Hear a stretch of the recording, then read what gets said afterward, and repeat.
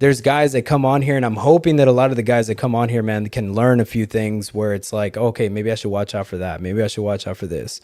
You know, there's a big awakening right now around the world, man, where like too much is going on, where a lot of these guys don't want to date girls who have been overly experienced, right? And that's the thing, man. A lot of girls don't understand that it is a turnoff. It really is. Like, it really is. For instance, I went with somebody on a date months ago, and I was like, "Oh, have you been to this? Like, have you been to this hotel?"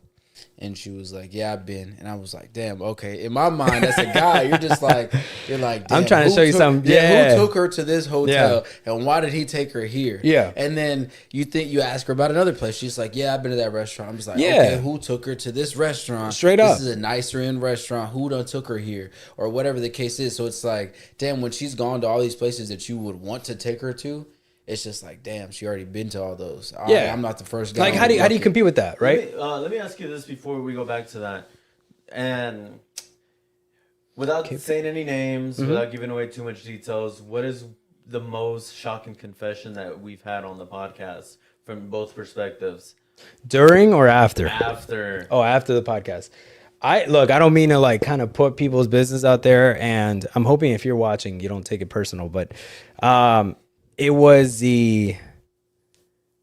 all right. So there was a certain number that was given during the show as far as like body count. Mm-hmm. But then the most shocking was after the show when lights were off, talking about over 50 bodies. Yeah. I think that look, again, don't take it personal, whoever's watching, but I think that was the most shocking for me, because it was like, I see why you wouldn't say it on camera, but you know what I mean? It really, and it sounds bad to say, and I've seen this, girls don't like to hear this, but it lowers y'all's value the more men that you sleep with. That's very unattractive 100%. to us men. And I know for women, it's honestly, it's the opposite. Because I would say, I've heard a story pretty close to me where a guy, he had slept with a couple of coworkers that he was talking to, and those girls would talk to the other girls where he was at, and basically one of the best looking women in his company where he was working was like, "Yo, I heard a lot about you."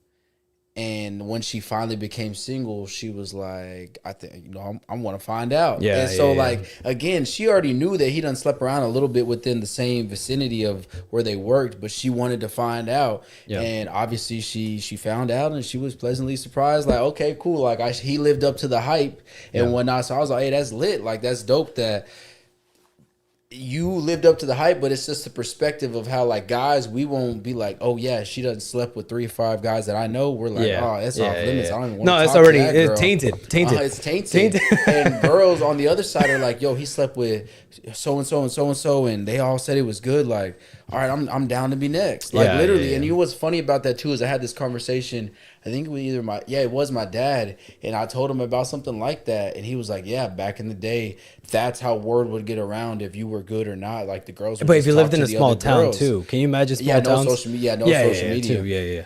Like, he was like, "Yeah, girls, that's how you would get around, is the girls would tell the other girls, 'Hey, so and so's good. Hey, don't talk to that cheerleader because she's talking to so and so. Don't talk. She done fucked the whole whole high school football team." Yeah, exactly. It's that same scenario, and it's crazy we say that too, but. Yo, Ariel, lower your mic down a little bit. Oh, my bad. Yeah. Thing's super loud. All right, what about now? You hear about those...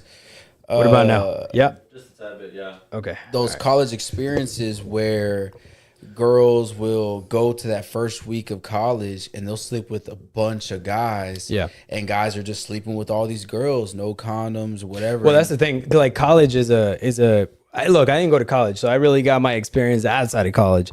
But I would say that, there's a representation of that, or perception saying that if once you go to college, you're going to get all these kind of like, that's crazy. What? You didn't go to college? Hell no, I didn't go to college. No. Why didn't you go to college? It wasn't for me, dude. Like, I tried it maybe a semester or two, and I was just like, nah, man. Like, I always kind of found my way around.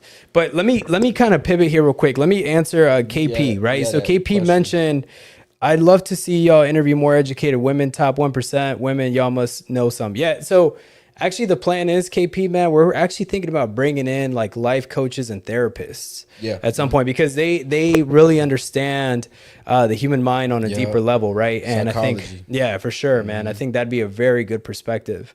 But not only have the therapist and then have like a OnlyFans girl next to her or something. Yeah, like ask him That'd be a good dynamic, right? Because it really would. Yeah.